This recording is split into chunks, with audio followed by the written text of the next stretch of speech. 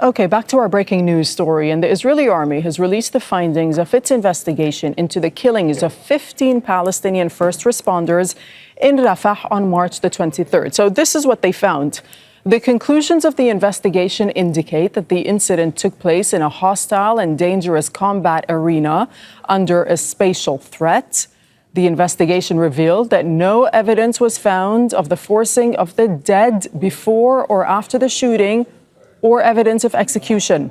Forces did not fire indiscriminately, but were alert to act in a situation where they identified a real threat that would reflect towards them. The force commander did not initially recognize that these were ambulances due to the limited field of vision at night. So when that attack was initially reported, Israel had claimed that the ambulances were advancing, quote, suspiciously and without lights. Video was then released showing medics wearing high visibility vests, ambulance lights flashing, and a clearly marked United Nations vehicle.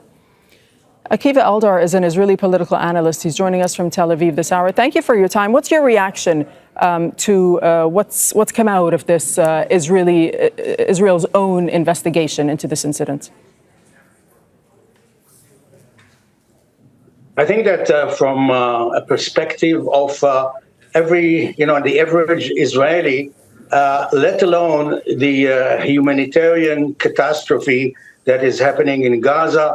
And fortunately, there are more and more petitions of pilots, of doctors, of just ordinary people who are signing petitions that not only mention the captives, but also what Israel is doing in Gaza, as I believe it's a crime against humanity. Maybe the Israeli viewers wouldn't like it. But from our perspective, first of all, what we know is that you cannot trust the Israeli IDF, that unless the New York Times would have gotten hold of the video clip, I don't think that we would know the truth. It would be another cover-up.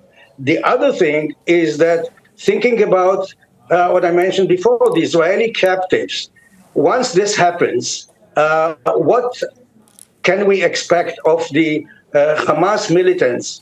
How do we expect them to behave, to treat the Israeli captives? If such poor things can happen, if this is the conduct of the Israeli army, what can you expect from what we see as a terrorist gang? I mean, Mr.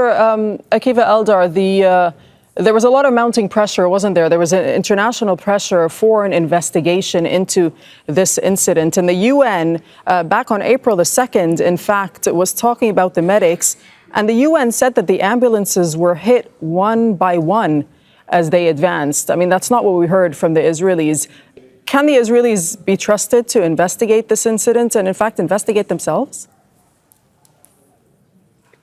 Well, let's assume that the investigation would be 100%, perfect, and the Israelis would get out the ultimate truth from this investigation.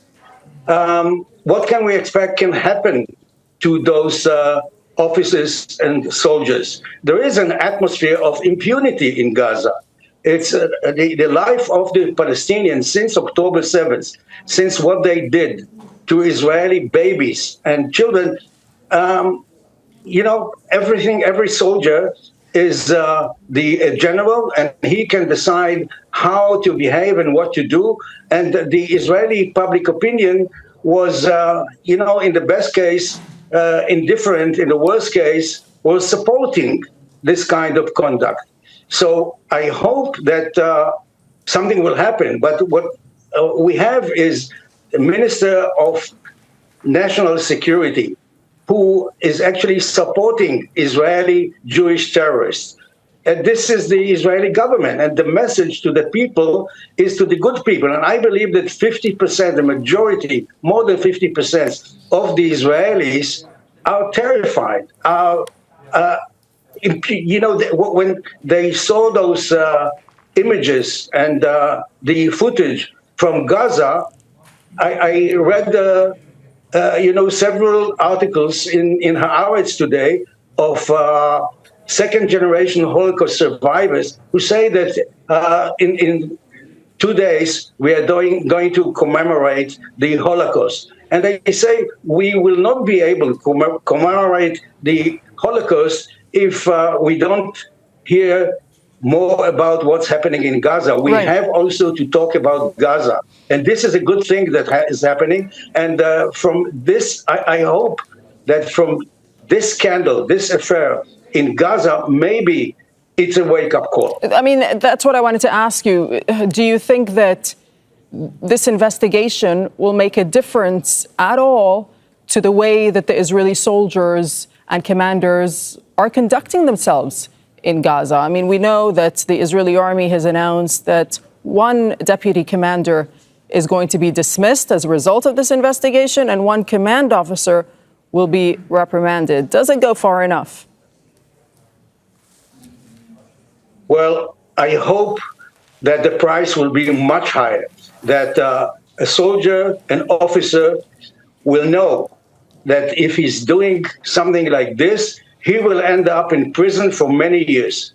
Because as I said before, the feeling is, the common wisdom is that, well, if you did it to Palestinian, it's not a big deal. We can cover it up. And if we are not able to cover up, and those bad people from the foreign media will reveal the real story, well, you'll get a punch on your head. Okay, we will leave it there. Akiva Eldar, Israeli political analyst, joining us from Tel Aviv. Thank you for your time. Thank you. Make sure to subscribe to our channel to get the latest news from Al Jazeera.